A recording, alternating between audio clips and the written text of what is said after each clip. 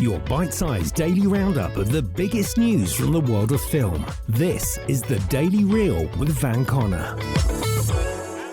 Good morning, it's Tuesday and it's the 6th of July, the day Forrest Gump came out in 1994, and in 2018 was the day Ant-Man and the Wasp and Boots Riley's Sorry to Bother You arrived in cinemas.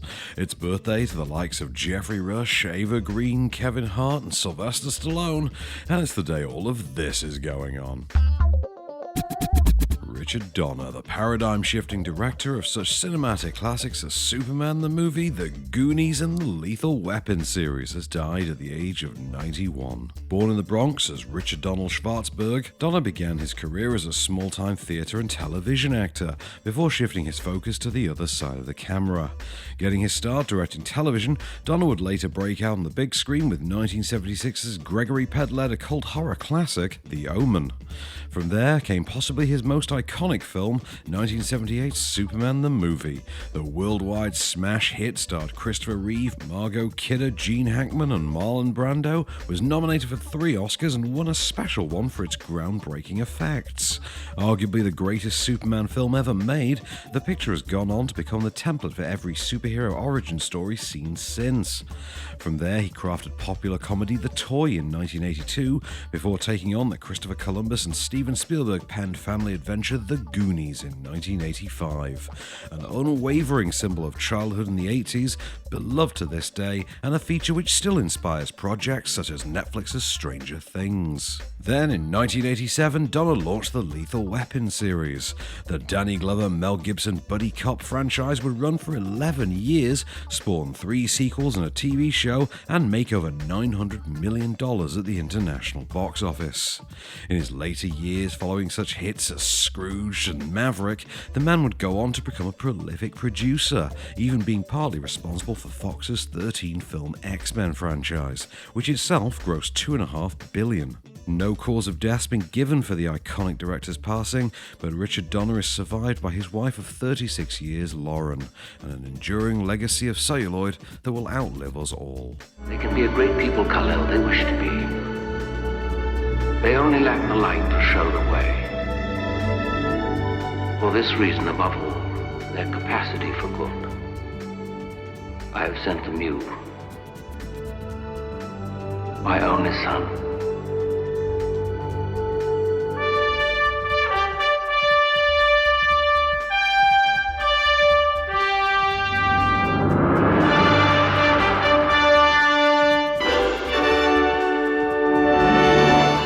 Powerhouse studio A24 has acquired the distribution rights to Icelandic director Valdemar Johansson's debut feature, the supernatural thriller Lamb.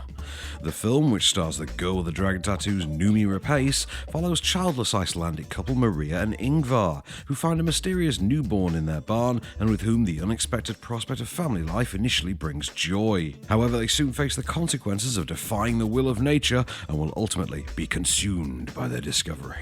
Johansson will direct from a script he co-wrote, with the picture also starring Hilmar Svenja Gunnarsson and Bjorn Hilner Haraldsson.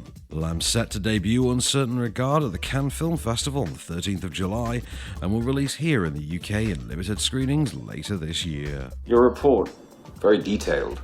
Just for me, it wasn't very entertaining. It wasn't meant to be. When I write about people, I try to entertain the reader. Venestrom wasn't entertained much. And finally, Stephen Dorff has blasted Marvel Studios, expressing both pity for Scarlett Johansson and a defiance in picking his acting roles. In a recent interview with The Independent, Dorff, villain of the Marvel Comics adaptation Blade and star of such high thespian watermarks as Fear.com, Sex Guaranteed and Alone in the Dark, raged, "I still hunt out the good because I don't want to be in Black Widow. It looks like garbage to me. It looks like a bad video game." Again, star of Alone in the Dark. Continuing on, Dorff doubled down on his assessment of the current most popular film franchise in the world, saying he felt embarrassed for Scarlett Johansson. "I'm sure she got paid $5-7 million, he continued, but I'm embarrassed for her. I don't want to be in those movies. I really don't. I'll find that kid director who's going to be the next Stanley Kubrick, and I'll act for him instead."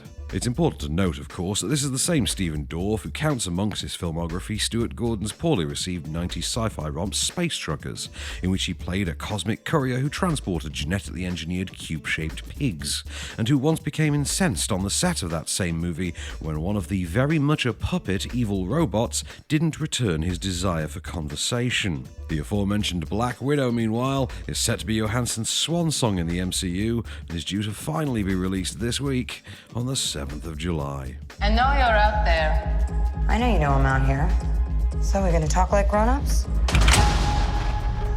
Is that what we are? Nicholas Parisier's Radiance is new to stream for Mubi subscribers from today, while on Freeview you can catch that classic action romp Con Air on ITV4, Star Trek The Motion Picture, Behind Enemy Lines, The Equalizer, and Star Trek II The Wrath of Khan are on Film 4.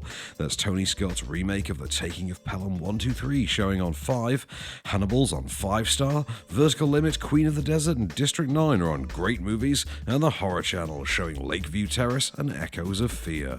While your Sky Cinema and Now premiere for the day is actress-turned-director Sarah Lancaster's familial drama, Josie and Jack, which makes up your daily reel for Tuesday, July the 6th. Keep it cinematic, and we'll see you tomorrow.